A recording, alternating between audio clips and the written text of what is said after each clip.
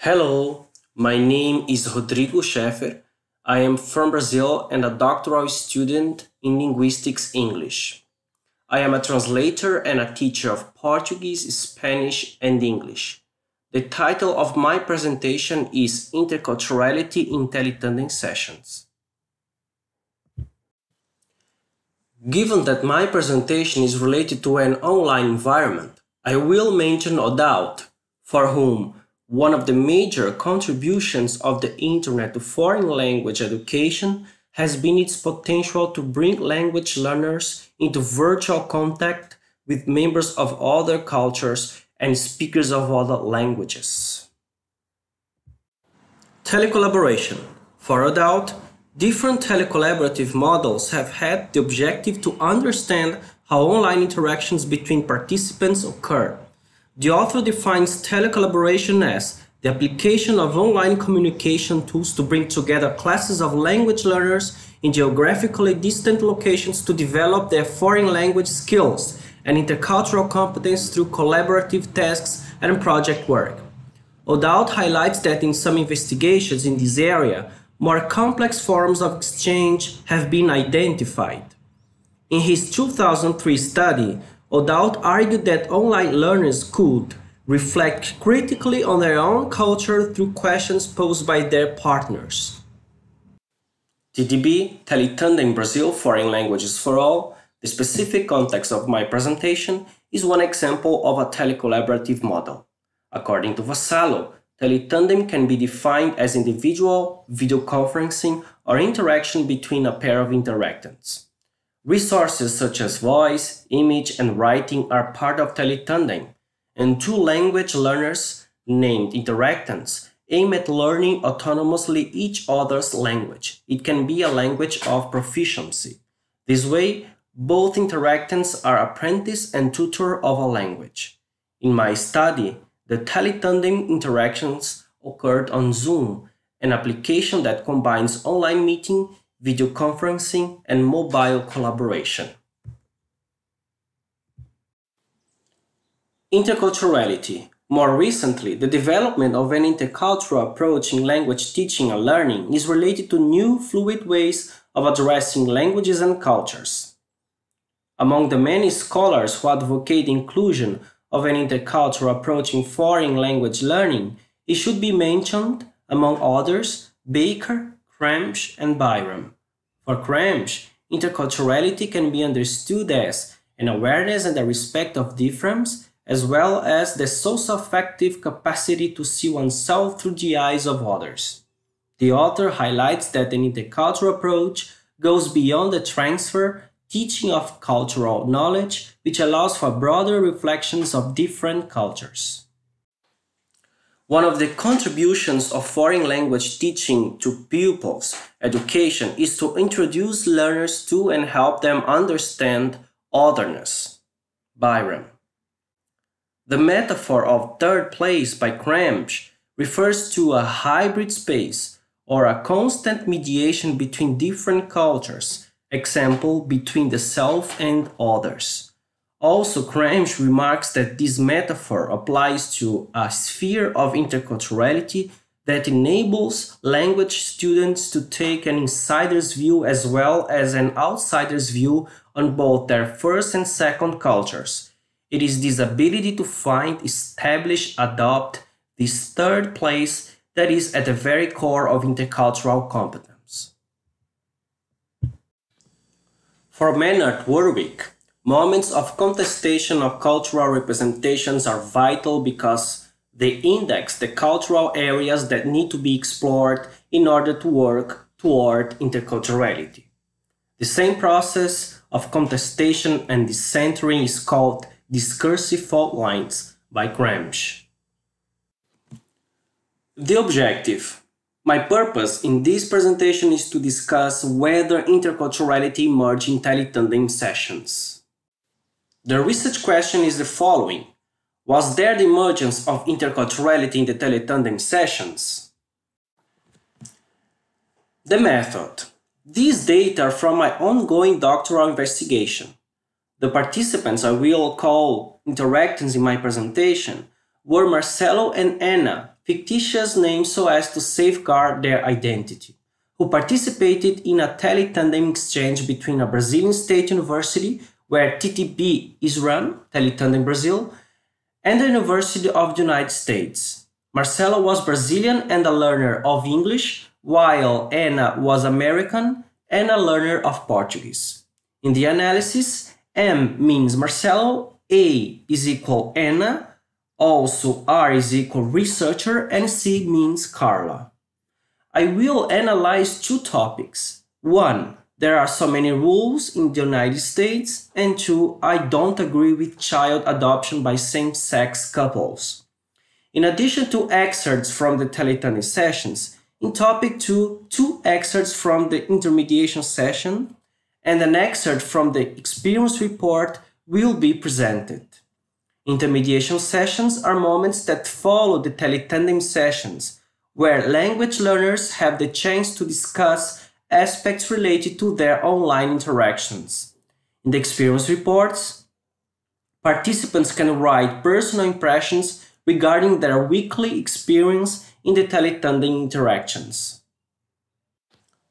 And now, the analysis. Topic 1. There are so many rules in the United States. As Kramsch reminds us, the notion of third culture space must be seen less as a place than a symbolic process of meaning-making through interaction. The next excerpt of the Teletandem session shows how a symbolic construction process was in progress between Marcelo and Ana. Drawing upon her experience of having lived in Brazil for 1 year, Ana compared some behaviors and values between people from the United States and Brazil, in addition to having emphasized her discontent as regards different rules and laws in her country. Ana. And I think it was nice for me to live in Brazil and in the US, cause it's so different. Marcelo, yes. Ana. Cause there are things I love of Brazil and there are things like I like of the US. Like in the US there are a lot of rules, you know. Lot of laws, rules, which makes me crazy sometimes. Cause I don't really like everything, so you have to do this at this time. I don't really like that. And that's why what I liked of Brazil is I like the kind everyone's laid back. Everyone's more relaxed. Marcelo laughs. Ana. Like they live their life more than we do. I mean, I know Brazil cause I know it's a chaos and it's really crazy and there's problems and there's corruption and stuff. But there's something really beautiful. The way you guys live life as different than us. I feel like Americans cause always work. Marcelo, oh yes. It can be argued that in this excerpt there was not the emergence of interculturality. And one of the reasons for this may be because Marcelo did not problematize Ana's essentialized view. Otherwise said, Marcelo did not challenge Ana's positioning in the sense of making her reflect upon her own beliefs and values. Kramsch. Although in Byron's model, knowledge of other people's behavior and attitudes is regarded as essential, it remained visible that Ana provided Marcelo with aesthetic knowledge about social values and behaviors of her own country and constructed others of that nature in relation to Brazil. And now, let's analyze the topic 2. I don't agree with child adoption by same-sex couples. In the following excerpt from the Teletandem session, Marcelo answered Ana's question on child adoption by same-sex couples. Ana, what's your opinion on that? Marcelo, my opinion? Como que fala eu sou a favor? How can I say? Ana, I am in favor. Marcelo, I am in favor, but in have a children, not my opinion. Ana, okay. Marcelo, yes, because Anna, do you think so? Getting married? Yes. And then Marcelo, yes. Anna, having kids? No. Marcelo, no, yes. In turn 1, Anna was interested in knowing Marcelo's perspective on this topic. He said in turn 4 that he was in favor of homo-affective union, but not of child adoption by same-sex couples. In keeping with Byron, Marcelo and Anna were learning from each other, but the negotiation of meanings did not seem to transcend Marcelo's homogenized perspectives, which did not facilitate the emergence of interculturality. Linking back to Maynard Warwick, moments where cultural representations are problematized are relevant because they index the cultural areas that need to be explored in order to work toward interculturality. But Marcelo's aesthetic vision was not contested by his partner. The topic about child adoption by same-sex couples was also discussed afterwards in the intermediation session. The next excerpt presents the moment when I invited Marcelo to provide more detail on this issue. Researcher: but Marcelo, just a curiosity, you said you are not in favor, but only for this reason, or is there any other? Marcelo: okay, like I'm in favor of gay marriage. It's okay, I do respect. Researcher: but regarding child adoption by same-sex couples? Marcelo: because I'm not in favor. Do you know why, Rodrigo? Because like he arrives at university, for example, if it is a girl it may even be okay, but you know, something like this. But a boy, for example, you know, that thing, hey, shut up, your dad is gay, whatever it may be. So I think that there are psychological consequences for the child. There are biopsychosocial consequences. Did you get it? In turns 1 and 3, I asked Marcelo if there were any other reasons for his view against child adoption by same-sex couples. And in turn 4, he showed concern at the fact that these children may be discriminated against in society. Shortly after, in order to provide further reflection, I asked all of the participants whether they had any opinion on this topic. The following excerpt shows how Carla, one of the participants in that intermediation session, was critical of Marcelo's comments. Carla: I think Marcelo is right in some ways, but he's wrong in others, because this gay couple it wants this affection of a child. Did you understand? Marcelo: yes. Carla: then of course there are consequences, psychological and biopsychosocial. The child will suffer a lot, but he, you can be sure that if these parents fought so hard to have him, they will give out lots of tendering love. And there are many children with children of heterosexual parents who don't have this tendering love that these homosexual parents can give. Education can also be very good to prepare the child's mind. Hey, my son, like it's a little different in your school, but we are going to give you lots of tendering love to prepare the child's mind. Marcelo: right. Carla: think about the following. If the foundation is good, it won't fall down so easily, so the kid won't be affected negatively by any small talk. It is clear how in these discursive fault lines, Marcelo's viewpoints clash with Carla's and how this dialogue opened space for further reflection. In turn 1, she underscored that in some ways she did not agree with his comments, and she suggested another way of interpreting this topic. In turn 3, she claimed that some same-sex couples can dialogue with their children about forms of prejudice in school. That is, by positioning herself at a third place, she was helping him to make the strange familiar and the familiar strange, which indicates that the emergence of interculturality was underway.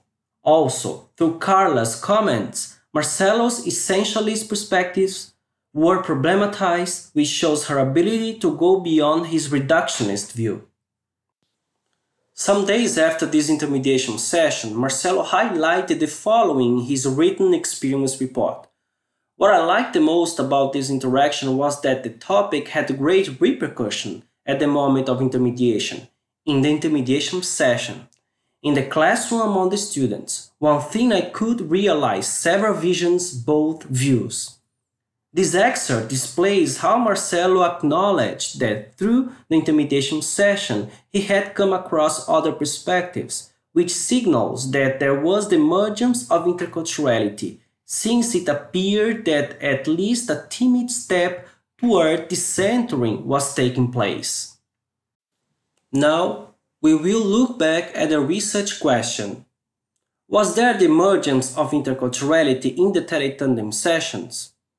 Drawing on the analysis, the mere sharing of cultural information in the Teletandem interactions did not suffice to foster at least initial steps of a decentering process, a key aspect for enabling the emergence of interculturality. In other words, the static representations were hardly problematized, which hindered the possibility of viewing the same topic through different angles. About this, Telles warns that Teletandem interactions may fall into shallow performances of segmented and pre-given representations of self and other. Effectively, the intermediation sessions proved to be of significant importance for fostering the emergence of interculturality. Ware and Kramsch assert that a possible way to look beyond the stereotype portrayals is through teacher participation in this process. According to the authors, as students explore the nature of language and communication across cultures through their technology-mediated interactions, teachers will be pivotal in helping them take such an intercultural stance. They can help their students develop a decentered perspective that goes beyond comprehending the surface meaning of words to discovering the logic of their interlocutors' utterances. As such, the data analysis revealed that through the intermediation sessions, it is possible to expand upon some topics that were insufficiently explored online. Given the very short time of my presentation, it was not possible to analyze other topics. For this reason, it would be pretentious to state categorically that in Teletandem interactions the discussions are always superficial and remain uncontested. However, the outcomes of my ongoing doctoral research have pointed out that the superficial level of meaning negotiation without one interactant helping the other to stand back from homogenized representations is constant. On the other hand, it would appear that instances following Teletandem sessions, such as intermediation sessions and experience reports, can help in fostering the emergence of interculturality. The reference list.